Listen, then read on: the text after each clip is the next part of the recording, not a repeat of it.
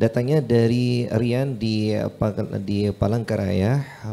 Mohon saran dan petunjuknya ya Habib mengenai tentang masalah jodoh katanya Habib. Kalau sholat istikharah hasilnya syar'nya atau tidak baik, tetapi orang tua perempuan merestui, bagaimana ya Habib? Oh ya, tapi adik kakak dari keluarga perempuan tidak menyetujui sampai saya tidak menyetujui sampai saya dan keluarga saya dihina atau direndahkan untuk saya jadi calon suami saudara mereka ya Habib. Mohon pencerahannya ya Habib, dan bagaimana menghindari dari si wanita itu ya Habib. Saya tidak mau menikah tapi di baliknya ada masalah tersebut katanya Habib. Dari pertanyaan Anda laki-laki. Anda laki-laki. Ada apa Anda sulit gitu loh. Saya nggak paham kenapa Anda sangat kesulitan dalam memutuskan hal yang semacam ini. Ala kulli hal, ketika Anda menikah dengan seseorang perempuan, Anda tidak menikah dengan perempuan itu aja. Anda juga berhubungan dengan keluarga besarnya, termasuk saudaranya.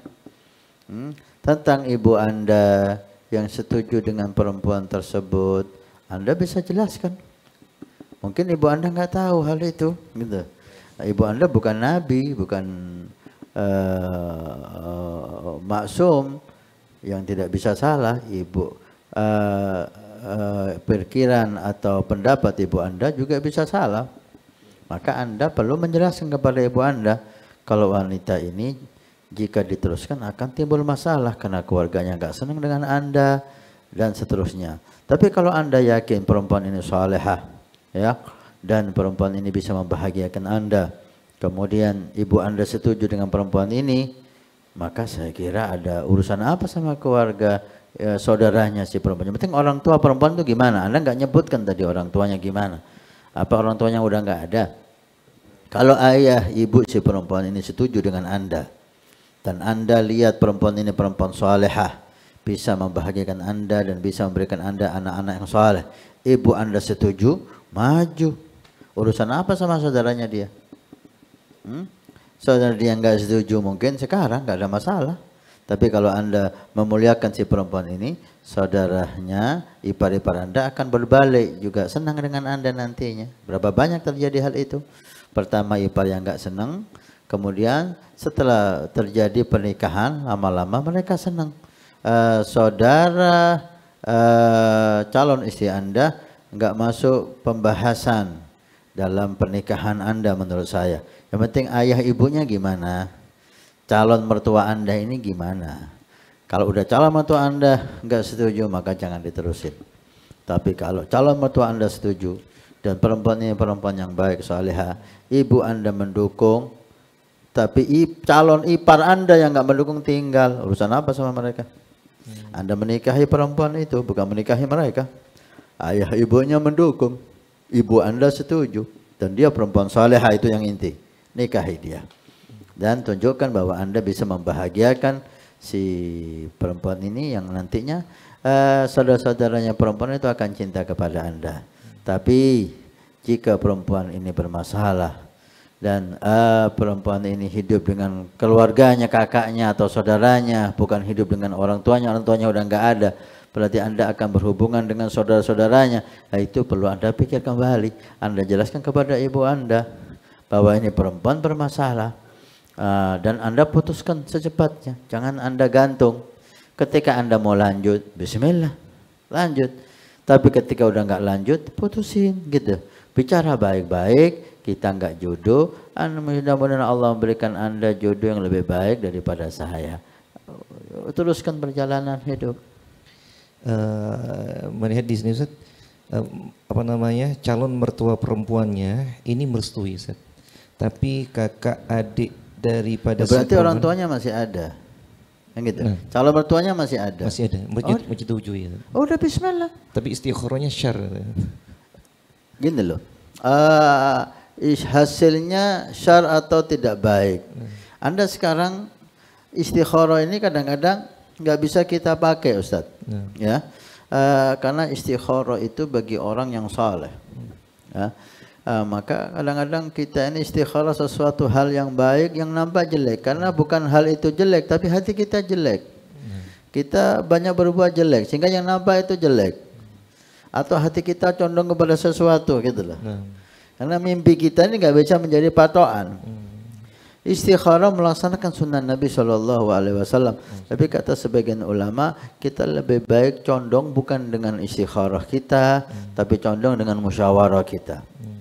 Musyawarah lebih muqaddam daripada istikharah kita ya. Karena kita banyak berbuat jelek, kita banyak berbuat salah, hati kita kadang-kadang condong kepada sesuatu, sehingga istikharah kita akan nggak bagus. Nah, bukan hal itu nggak bagus, tapi karena kitanya kurang bersih. Maka kita dahulukan musyawarah. Kita tanya orang yang baik, yang kenal si perempuan ini, gimana perempuan ini, akhlaknya, agamanya, dan seterusnya. Jika musyawarahnya mengarah kepada baik, istikharah mengarah kepada enggak baik, ambil musyawarah. Karena musyawarah lebih didahulukan daripada istikharah. Kecuali Anda orang saleh yang hatinya selalu bersih bersama Allah, maka istikharah muqaddam. Karena ini ilham dari Allah Subhanahu wa taala tanpa dikotori dengan kejelekan hati dan maksiat. Wala kulli hal hakada, seperti ini sebagian ulama. Nah, Ustaz, mertuanya setuju, tapi adik kakaknya tidak setuju, itu gimana, Ustaz? Kalau saya nggak ngurus adik kakak, saya nggak kawin sama mereka. Nah. Saya kawin sama saudaranya. Mertua saya setuju. Urusan apa sama adik kakak? Nggak mau kenal saya setelah nikah. Alhamdulillah. Urusan apa saya sama mereka? Saya nggak ganggu mereka. Saya nggak nyakiti mereka. Tunjukkan kepada mereka bahwa Anda orang yang bisa membahagiakan saudaranya. Nanti mereka akan cinta sendiri. Yang penting si perempuan ini perempuan salehah.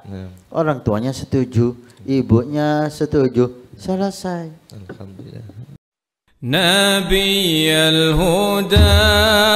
Alhamdulillah, saya Hasan Ismail Mahdhar, Jumat 12 Januari 2024 melaporkan kepada semua donatur dan pemirsa TV Al-Wafa Tarif perkembangan Masjid Awabin yang kita bangun bersama. Sekarang saya ada di lantai 3 atau lantai 2 masjid. Alhamdulillah, proses pelapon sudah mulai digarap dan sudah mulai dipasang kabel-kabel untuk listrik dan kabel untuk sound system. Hampir selesai. Lantai 3 mudah-mudahan sesuai rencana kita Ramadan bisa kita tempati untuk kegiatan daurah Ramadan. Kita menuju ke lantai 2. Sebelum kita lakukan untuk lantai atas, kita buat dek aula di lantai 4 untuk kegiatan santri dan hal-hal yang bisa dimanfaatkan. Kita menuju lantai 2, alhamdulillah besi untuk pelapon, galvalum udah semuanya udah selesai dipasang. Insyaallah 1 minggu ini diagendakan plafon lantai 3 dan lantai 2 sudah finishing. Tinggal proses untuk granit dan finishing pintu dan jendela masjid. Untuk pintu udah proses pembuatan, insyaallah dalam waktu sebulan semua udah siap dipasang. Lantai 4 sengaja kita buat untuk dek, sehingga untuk pengedekan lantai atas kita menggunakan K400 bisa dimanfaatkan untuk kegiatan santri dan acara-acara. Bisa kita lihat dari lantai 4 ini Pondok Pesantren Nurul Iman, dan dimulai pembuatan tol karena pondok kita berdekatan dengan tol Surabaya Banyuwangi. Sekarang kita menuju ke lantai dasar, lantai yang kita namakan dengan aula. Kita sengaja tidak kita waktu masjid, kita buat aula karena rencana kita buat kegiatan pertemuan dan acara-acara perempuan sehingga bisa menampung semua perempuan di lantai dasar ini. Alhamdulillah, kusen-kusen pilar pintu sudah terpasang, tinggal nanti proses pelapon. Kita sengaja kita efekkan pelapon lantai bawah karena kita konsentrasi di lantai 2 dan lantai 3 untuk masjid, untuk kita mulai kegiatan di bulan Ramadan insyaallah. Terima kasih. Proses ke depan ini kita selesaikan pelapon dan kita proses granit. Terima kasih semuanya atas kerjasamanya, semua donatur, simpatisan. Dan kami mengajak dalam rekaman kali ini, mengajak untuk monggo kita selesaikan masjid ini. Anda bisa menyumbangkan uang Anda atas nama Anda, orang tua Anda yang sudah meninggal atau yang masih hidup, keluarga Anda. Mudah-mudahan apa yang Anda berikan untuk masjid ini benar-benar Anda syukuri di dunia, tambah berkah di barzah, menjadi kebun surga, di akhirat dibangunkan istana seperti janji Nabi SAW. Man bana masjidan, siapa yang membangun masjid, ulama mengatakan ikut membangun masjid juga. Banallahu baitan fil jannah, Allah bangunkan istana di surga. Barakallahu fikum. Mudah-mudahan jasama ini membuahkan hasil. Masjid yang diberi nama Guru Mulia dengan Masjid Awabin oleh Sayyidi Habib Umar, sesuai namanya, Awabin, orang-orang yang kembali kepada Allah. Belajar mengajar di sini, majlis di sini, iktikaf di sini, daurah pesantren kilat di sini. Bisa kita bayangkan berapa banyak manfaat berkah sholat, haji Quran, zikir. Ya Allah, kabulkan, sukseskan, terima. Terima kasih. Wassalamualaikum warahmatullahi wabarakatuh.